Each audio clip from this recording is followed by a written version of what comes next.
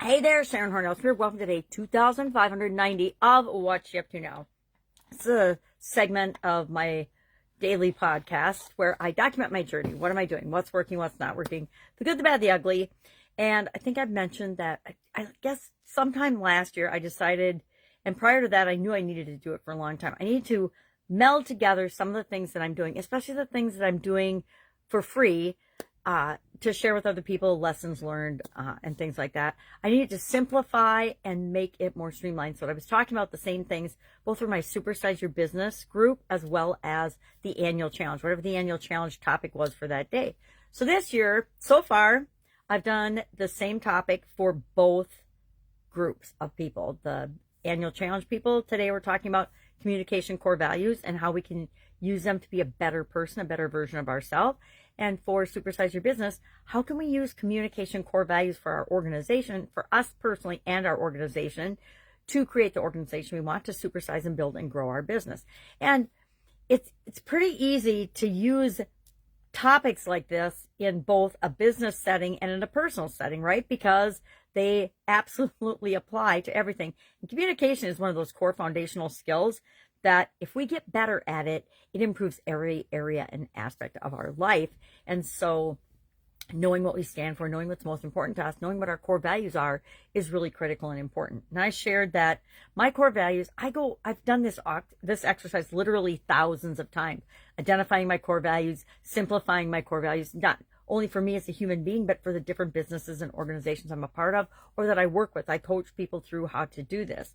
And so one of the things we do is we brainstorm what are all the possible core values we could have with respect to communication. And you can have a big list or a small list. And then you start merging and combining and saying, oh yeah, well, consistency and flexibility, they're really different to me. Are they different enough to be separate core values, or am I consistently flexible? And is that one of my core values? Continuous improvement to me is one of my core values. It has been since I was a kid, and it was all through school, all through high school, all through college, all through any graduate and extended trainings and things and coachings that I've taken and participated in. Continuous improvement, just like love, is just a foundational part of my being. And so I'm always looking for faster, easier, more efficient, more effective ways of doing everything. And the things in my day-to-day business, the things that I do with my family and friends, the things I do around my household, etc.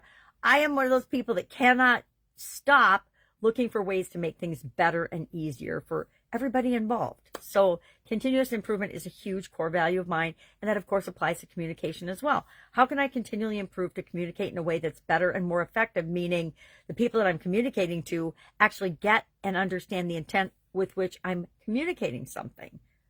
Boy, that was a roundabout way of saying something. So love, creativity, continuous improvement, those are probably my top three that pop up the most often and would apply to communication as well, right? If I'm communicating out of love and for the benefit of the other person, I'm going to communicate in a much different way than if I'm communicating just to pontificate and hear myself talk, right? We all know people like that, right?